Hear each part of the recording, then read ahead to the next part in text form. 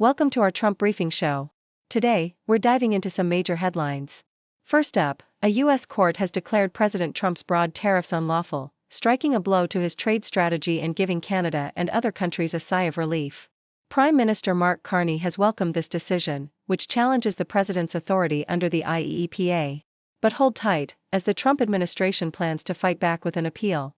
Next, let's talk about the auto industry.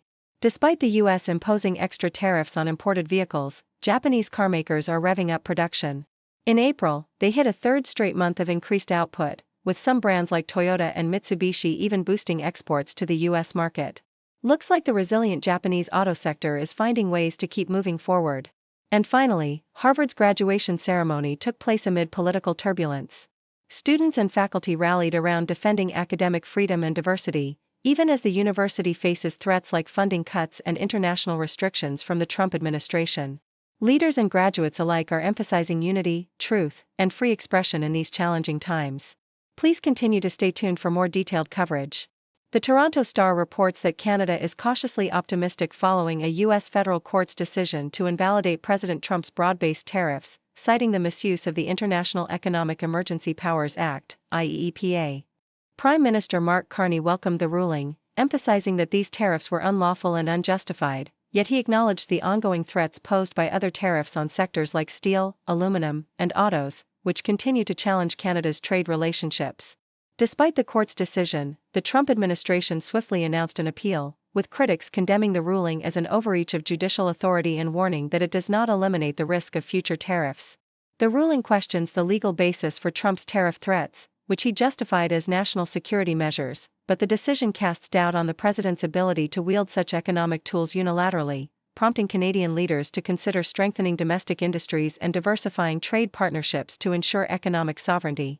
Meanwhile, the Canadian press highlights that although the court's decision is a positive development, Canadian businesses remain wary, recognizing that the legal process is far from over. Experts like Toronto lawyer Sean Stevenson caution that the appeal could still uphold or overturn the ruling, and even if upheld, Trump might find alternative ways to impose tariffs.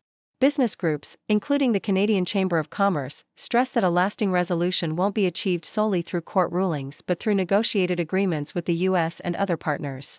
This ongoing uncertainty underscores the fragile state of North American trade relations, with Canadian industries eager for stability and independence, yet aware that the threat of tariffs and trade disruptions persists until a comprehensive deal is reached. In contrast, Nikkei Asia reports that Japanese automakers have maintained their production momentum despite the ongoing U.S.-China trade tensions and the threat of tariffs. In April, Japanese car manufacturers increased their output for the third consecutive month, with global production rising 1% year-on-year to nearly 1.9 million units. Japan's domestic factories saw a 4% increase, driven by companies like Daihatsu and Subaru, which reported significant rebounds and expanded output, especially in models like Subaru's redesigned Forester. While the U.S. tariffs imposed in April have not yet caused a sharp decline in exports, some automakers like Mazda experienced a 10% drop in North American shipments, whereas others such as Toyota and Honda increased their exports, with Honda even planning to shift to local production for the U.S. market.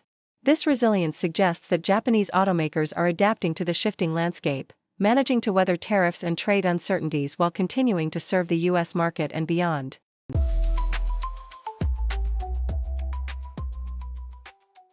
The Toronto Star vividly captures Harvard University's commencement amidst a turbulent political landscape, highlighting the graduates' enthusiastic support for speakers emphasizing the importance of diversity and standing firm against the Trump administration's aggressive threats to cut funding, restrict international student enrollment, and impose ideological conformity. Despite facing over $2.6 billion in canceled research grants, threats to revoke Harvard's tax-exempt status, and a proposed reduction of international students from 25% to 15%, Harvard boldly defies these pressures by suing to protect its funding and enrollment rights, symbolizing resilience and a commitment to academic freedom. The ceremony features powerful speeches from leaders like Kareem Abdul-Jabbar and Christiane Amanpour, praising Harvard's courage in defending free speech and scientific inquiry, echoing the university's stance that truth and diversity are its greatest strengths. Graduates like Aidan Scully and Yurong Jiang reflect on the profound global community Harvard fosters, expressing concern that rising political hostility and divisiveness threaten to distort understanding and empathy. Amidst silent protests calling for peace in Gaza, Harvard's leadership, including President Alan Garber, stands unwavering, emphasizing the vital role of higher education as a bastion of truth and resistance in a time of mounting adversity. According to AfricaLink News, Sidi Ould Tah from Mauritania has been appointed as the new president of the African Development Bank, signaling a potential shift in regional financial leadership. Meanwhile, in the United States, a federal court has placed a significant legal obstacle in the path of President Trump's broad tariffs, ruling them unlawful and ordering the administration to cease their enforcement within 10 days. This decision highlights the ongoing legal battles over Trump's trade policies, which were implemented under the guise of national emergency, but are now challenged for exceeding presidential authority. The court's ruling leaves the future of these tariffs uncertain, with appeals and possible Supreme Court intervention looming, and raises questions about the fate of tariffs already collected, which could require large refunds if deemed unconstitutional. Deutsche Welle reports on the diplomatic shift involving China's military diplomacy at the upcoming Shangri-La Dialogue in Singapore. Notably, China's defense minister, Dong Jun, will skip the summit, sending instead a lower-level academic delegation, marking a departure from previous years when high-ranking officials, including the defense minister, participated. This change comes amidst strained U.S.-China military relations, with recent suspensions of dialogue channels and increased tensions over China's maritime activities in the South and East China Seas. U.S. Defense Secretary Pete Hegseth is expected to use the forum to emphasize Washington's strategic priorities in the Indo-Pacific, aiming to persuade Asian allies that the U.S. remains a more reliable partner than China amidst ongoing disputes and China's expanding military footprint. Nikkei Asia details the complex geopolitical landscape in West Africa, where the new president of the African Development Bank, Sidi Ould Tah, assumes leadership amid regional uncertainties. Simultaneously, the economic and political stability of nations like Niger, Burkina Faso, and Mali is under scrutiny as they contemplate whether to re-engage with ECOWAS, the regional economic community. The situation is compounded by the fallout from Trump's tariffs, which are now embroiled in legal disputes, and China's ongoing maritime disputes with neighboring countries. The geopolitical tensions, legal battles over trade policies, and regional diplomatic shifts underscore a world in flux, where economic policies and military strategies are increasingly intertwined with regional stability and international diplomacy.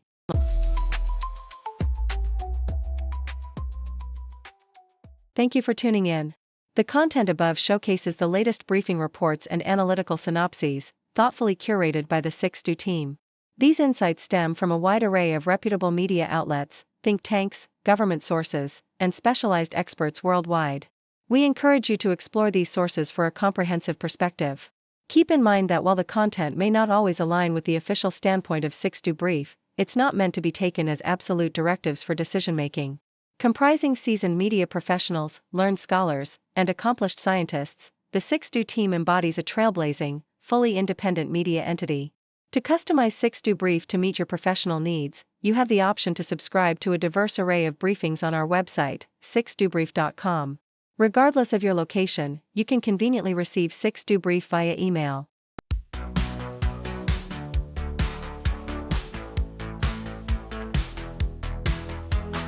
Morning coffee, fresh off the press. Reading headlines, feeling blessed.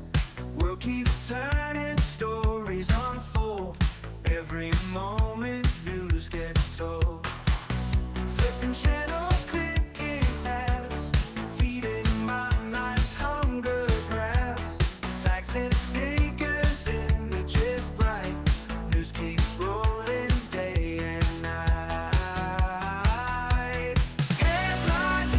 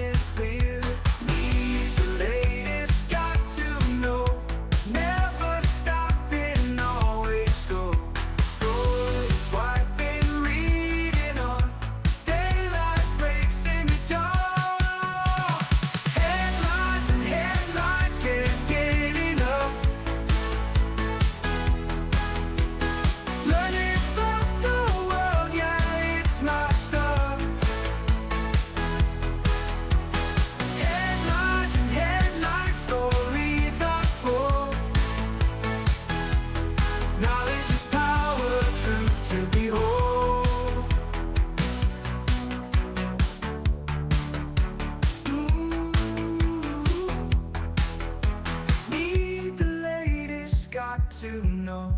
Never stopping, always go. Scrolling, swiping, reading on.